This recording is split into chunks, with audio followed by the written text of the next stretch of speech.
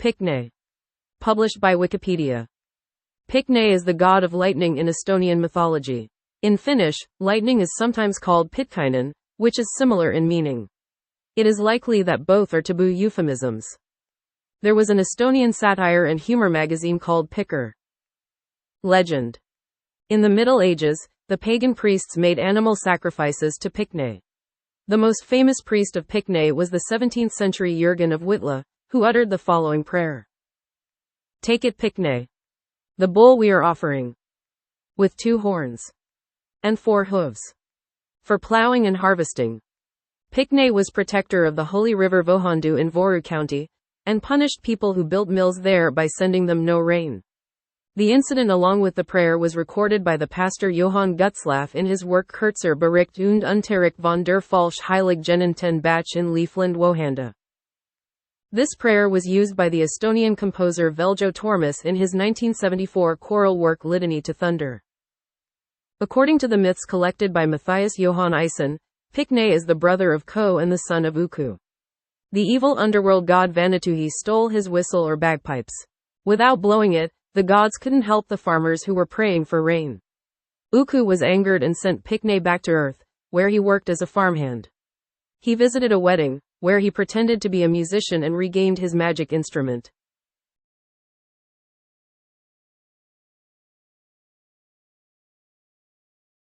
This AI playback is powered by Krone. Let's explore a lesser-known figure from Estonian folklore. Right. According to Wikipedia, we're talking about Epichold. This being is essentially a whirlwind in Estonian mythology. A whirlwind, huh? So it's more than just a weather phenomenon? Well, it is believed to be a malicious spirit, or even a demon. A demon of wind? Does it have any specific characteristics or powers attributed to it? The source mentions great strength. Ibishog is often associated with destruction. Ah, so it's not just a mischievous spirit, but potentially dangerous. Hees, sacred site. Published by Wikipedia. A hees is a term in Estonian used to denote a sacred natural site, often a tree-covered hilltop. History of hees scholarship. The written use of the term hees is first recorded in 1694 in a Christian catechism against the breaking of the first commandment. In 18th century Christian writings the term was used generally to refer to pagan cult buildings, as well as any supposed creatures inhabiting such a place. The term hees regained importance during the emergence of Estonian identity and nationalism during the late 18th and 19th century. Estonian language scholars began to take an interest in their own culture. Early etymological attributions of the word included a connection to the Egyptian Isis, or to the Estonian Hiid, giant. Both used the term to refer to a creature or deity, not a place. The term was also used as a prefix to refer to supernatural creatures. In the early 20th century the term began to be used for places, such as groves, thought to be the sites of pagan worship. These descriptions of hees sites could be colorful and idealized, heavily influenced by Estonian nation identity building. This reintroduction caused a self-reinforcing stereotype to develop in the body of the Estonian people. More serious attempts at scientific study of hees sites began in the late 19th century and continued in the 20th century. Jan Jung claimed, on the basis of his collection of folklore, that hees were hilltop sacrificial sites, which drew people from distance for the rituals done there. Jung also collected data on prehistoric sites in Estonia he identified as hees. In the early 20th century hees was taken by scholars to be a forested hilltop site generally, but could also refer to bogs, or even flat ground. Towards the mid-20th century, researchers such as Oscar Loritz began to view hees sites as having some connection to the dead, supported by parallels in Uralic folklore. This view matched a pattern in other contemporary scholarship that placed importance on death or cults of the dead as being of great importance in development of religious activities. However, poor datability of folklore stories led to all such sites being lumped under prehistoric religion, with not further insights. In the second half of the 20th century, the primary method of research was linguistic analysis and etymology. Though the word hees is not known to have any parallel in other terms relating to trees, the usage has been analyzed to refer to forests, thickets, single notable tree, or supernatural creatures. Linguistic connections to the Sami terms side or seide, sanctuary or altar, were explored but could not be supported. connection to the Germanic high, side, or part, can also mean nest, were also considered. Excavative archaeology of Hise sites has been done. Generally, the sites show no evidence of habitation, with finds being generally rare also. Notes 3 types of sites attributed to be Hise. Hills, typically prominent or anomalous, often the sites include stone graves. He considers such sites may have been common during the Late Bronze and Early Iron Age.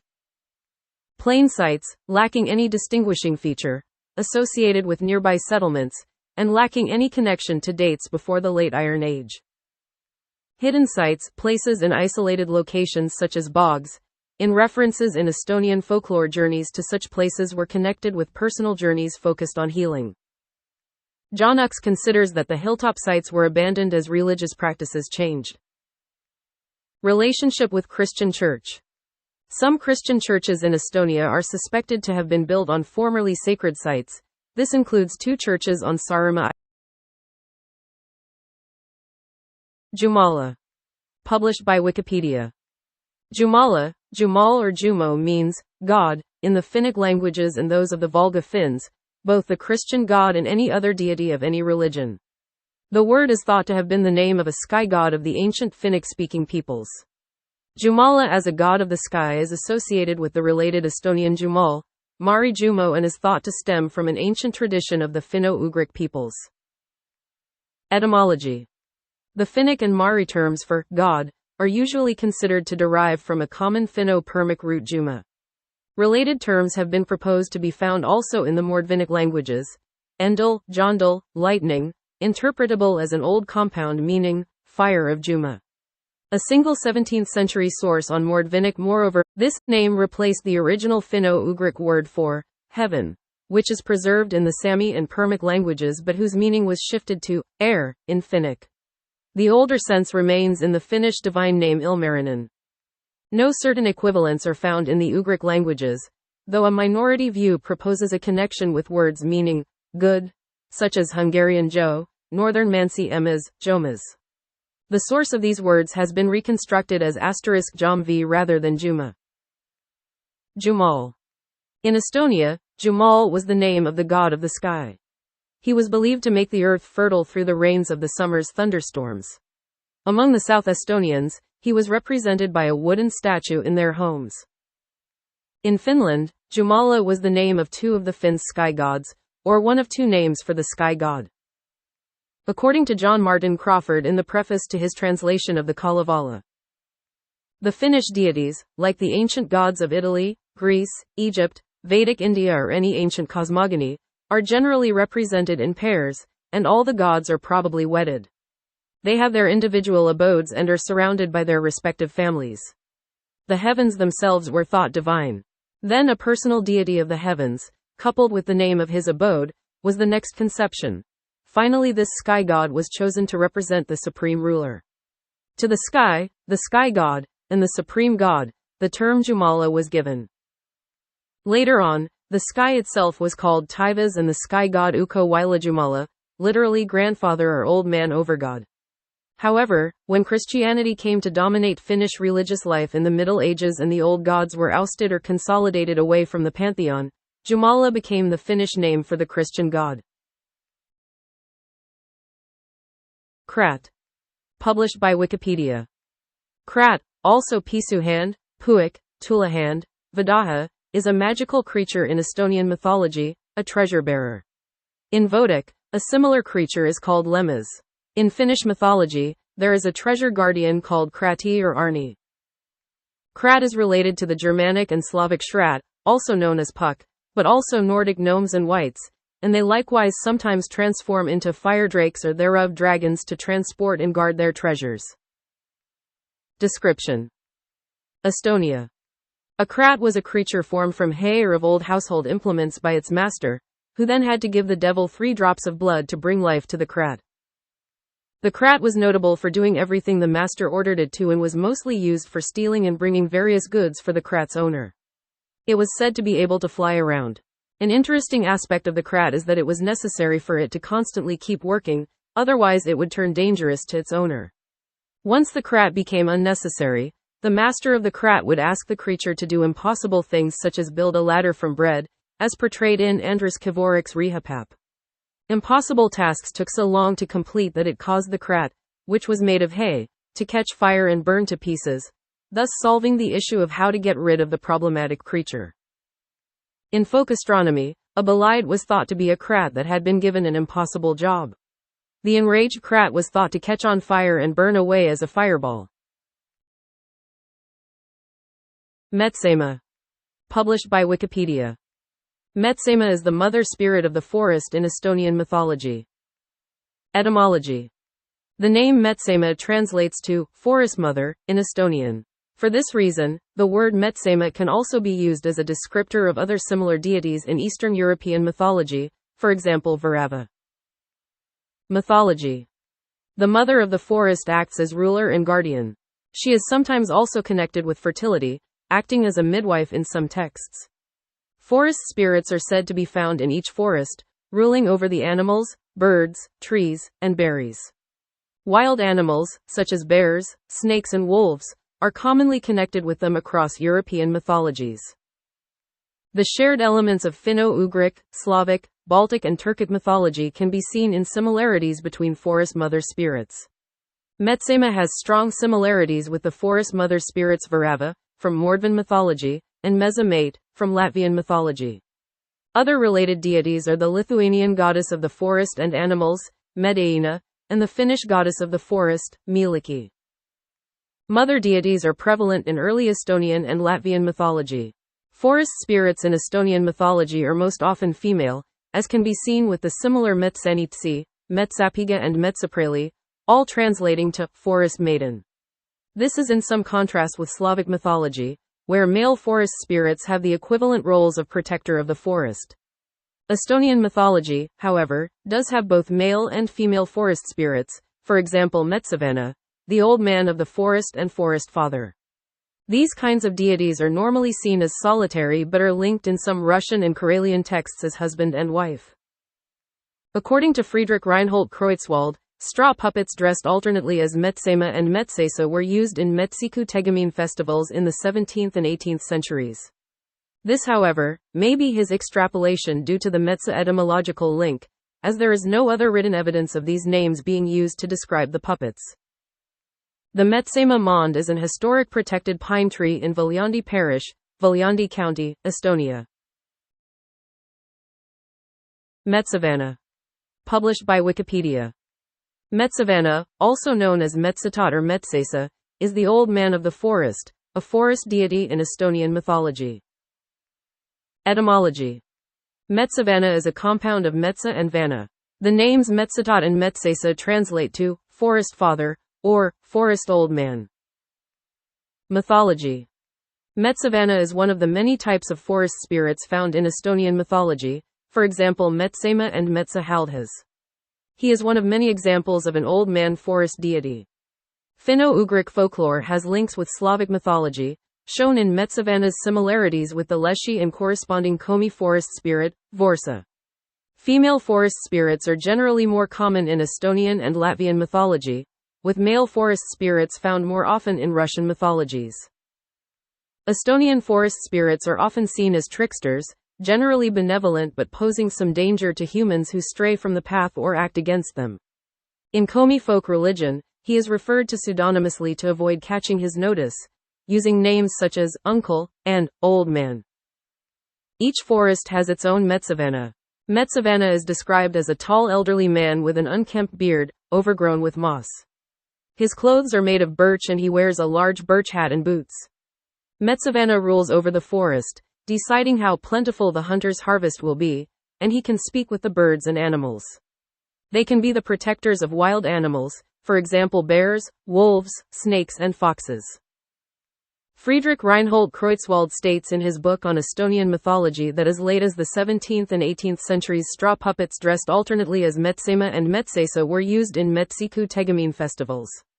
It has been suggested, however, that Kreutzwald may have made the connection himself due to the Metsa etymological link, as there is no other written evidence of these names being used to describe the puppets.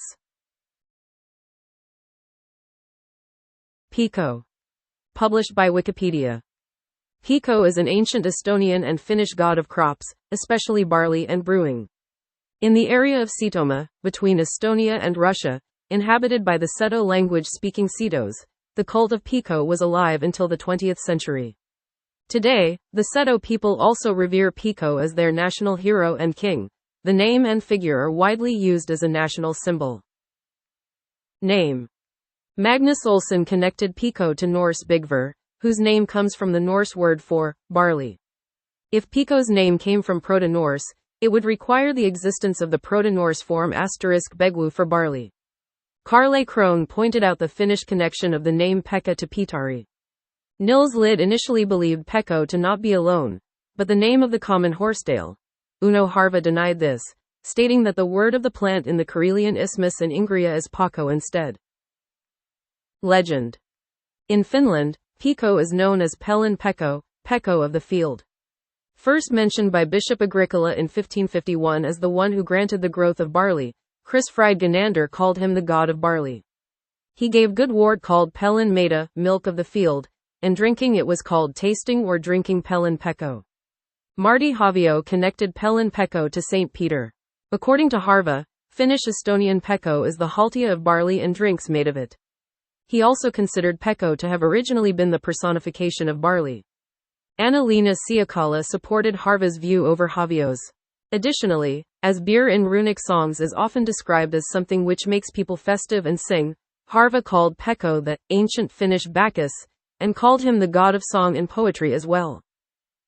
Pekko is further connected to beer as in some parts of Tavastia, the word Pekko itself has meant beer or sati. In Tavastia, the name appeared in the form Peltapekka and Peltapekko. In North Karelia in the early 1900s, Pelin Pekka sometimes meant the haltia of the field, but usually was simply something which was used to scare children. In Finnish and Karelian runic songs, Pelin Pekko is usually mentioned when listing different types crops, along with rye of Runkatavas. In them, Pelin Pekko works as name for an on. Among the forest Finns, Kaisa Vilhunen said that at the end of harvest, the last sheaf was thrown to be a pillow for Peltapekka.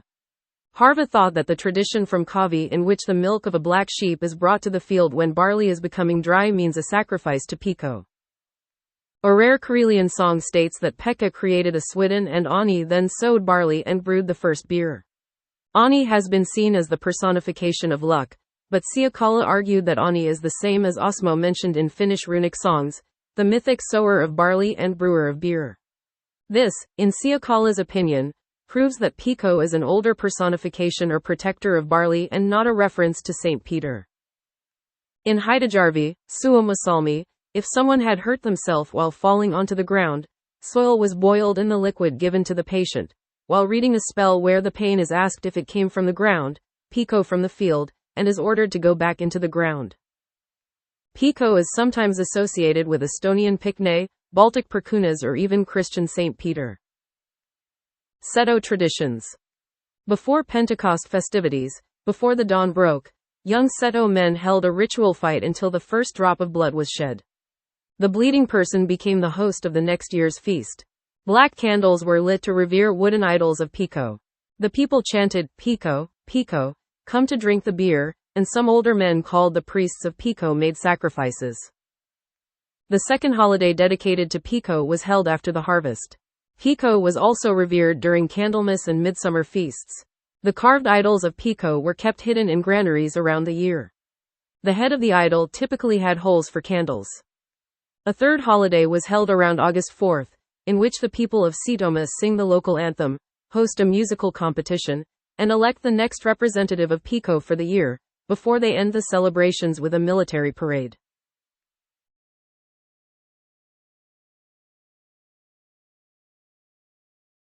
Tol the Great. Published by Wikipedia.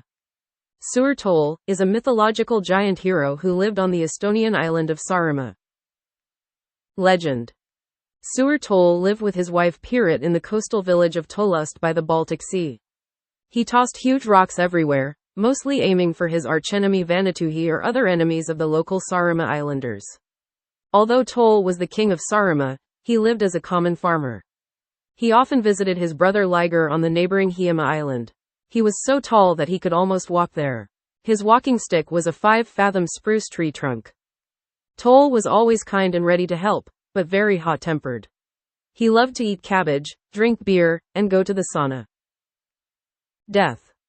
When an enemy decapitated him, he put his head on his sword and walked to his grave, which is supposed to be somewhere in Tolust. When Sur Tol died, he promised to rise from the grave and help people in case of war. But naughty children made fun of him by yelling, "Tol, Tol, wake up, there is a war in the yard." Sur Tol rose, grew angry and went back to his grave, swearing never to come back. Theories. It is supposed that stories about Sur Tol are based on an historical person, possibly an ancient ruler of Saaremaa, who was also very tall. Vanapagan. Published by Wikipedia. In Estonian mythology, Vanatuhi is the devil or god of the underworld, a giant farmer who is more stupid than malevolent. Vanapagan is the ogre character in Estonian versions of the series of internationally known folktales of the stupid ogre, tale types 1000 to 1199 in the Arne-Thompson classification system. In these stories, he is outwitted by his servant Kaval ants. Among these folktales is the tale of Vanapagan stealing the musical instrument belonging to the god of lightning Pikne, representing the international tale type. The ogre steals the thunder's instruments. He is also the worst enemy of Sur Tol, a giant known in the folklore of the island Saaremaa. Tol is decapitated during a battle with Vanatuhi's forces. Vanatuhi sometimes wears a hat of fingernails that makes him invisible.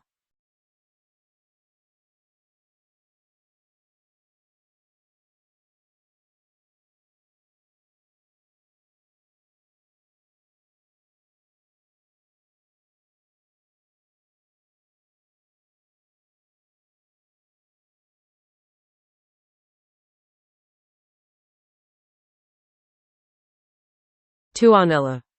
Published by Wikipedia. Tuonela is the realm of the dead or the underworld in Finnish mythology. Tuonela, Tuoni, Manala, Vainiala and Mana are used synonymously. Similar realms appear in most Finnic cultural traditions, including among Karelian, Ingrian, and Estonian beliefs. In Estonian mythology, the realm is called Tuonela or Manala. Tuonela can also refer to a grave or a graveyard. Description. According to the Finnish pagan faith, the fate of good and bad people is the same and the dead wander the afterlife as shadow-like ghosts. In the Kalevala, Tuoni, god of the dead, and his wife Tuonatar are the rulers of Tuonela. Although physical descriptions of Tuonela vary between different versions of the myth, a general description emerges from most. In runic songs, Pohjola is often synonymous with Tuonela, though Pohjola has also gained additional meanings in epic poetry over the ages. In this tradition, the ruler of the underworld is the icy Loviator. Northern peoples, including Finns, had certain dualistic views of the cosmos. On the lower side is death, dark, north and cold, as opposed to the upper side, life, bright, south and warm. According to scholars Felix Oinas and Juha Pentikainen, Tuonela is described as being at the northernmost part of the world but is sectioned apart from the world of the living by a great divide. In the divide flows the dark river of Tuonela. The river is wild, and the dead can be seen trying to swim across it. The dead must cross the river, either by a thread bridge, swimming, or taking a boat piloted by the daughter of Tuoni. The river is guarded by a black swan that sings death spells. At times living people visited Tuonela to gather information and spells. The journey required a trip through thorn thickets and dangerous woods, and the defeat of the monster Surma, a flesh-tearing monster that works for the goddess of decay, Kalma.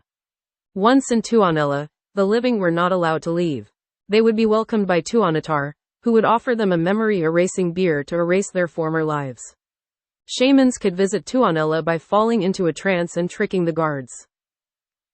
Tuonela and other beliefs and myths. Tuonela is best known for its appearance in the Finnish national epic Kalevala, which is a collection of Finnish and Karelian mythology. In the 19th song of Kalevala, Vainamoinen, a shamanistic hero, travels to Tuonela to seek the knowledge of the dead. On the journey, he meets the ferryman, a woman, Tuonen Titi, Tuonen Tito, or Tuonen Pika, who takes him over the river of Tuoni. In paganism, this ferryman might be the same figure as Kivutar. On the Isle of Tuoni, however, He is not given the spells that he was looking for, and he barely manages to escape the place by turning into a snake. After his return, he curses anyone trying to enter the place alive. Also in the Kalevala, the adventurer shaman Lemminkainen goes to Pohjola to woo the daughter of Louhi, a powerful old sorceress. Louhi gives Lemminkainen 3 tasks he must complete to woo her daughter. While trying to complete the third task, killing the swan of Tuonela, Lemminkainen is cut into pieces by a water snake and thrown into a whirlpool in the river of Tuonela. Lemminkainen's mother is alerted of his death by a magical charm. She goes to the river and rakes out the pieces of her son's body. With the help of a bee, Lemminkainen's mother pieces together his body and brings him back to life. Tuonela is used as the translation for the Greek word Hades in Finnish translations of the Bible. In Finnish Christianity, Tuonela is often interpreted as the place of the dead before the Last Judgment. This AI playback is powered by Krone.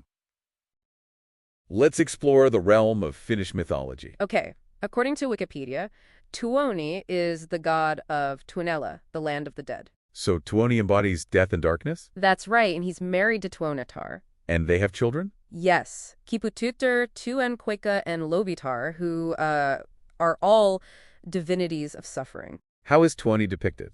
Well, when he takes human form, he is an old man, and he has 3 fingers on each hand and a dark hat. So Tuoni represents the end and the unknown, which is a potent figure in Finnish mythology. Indeed. Tuoni and his family highlight the Finnish perception of death and suffering.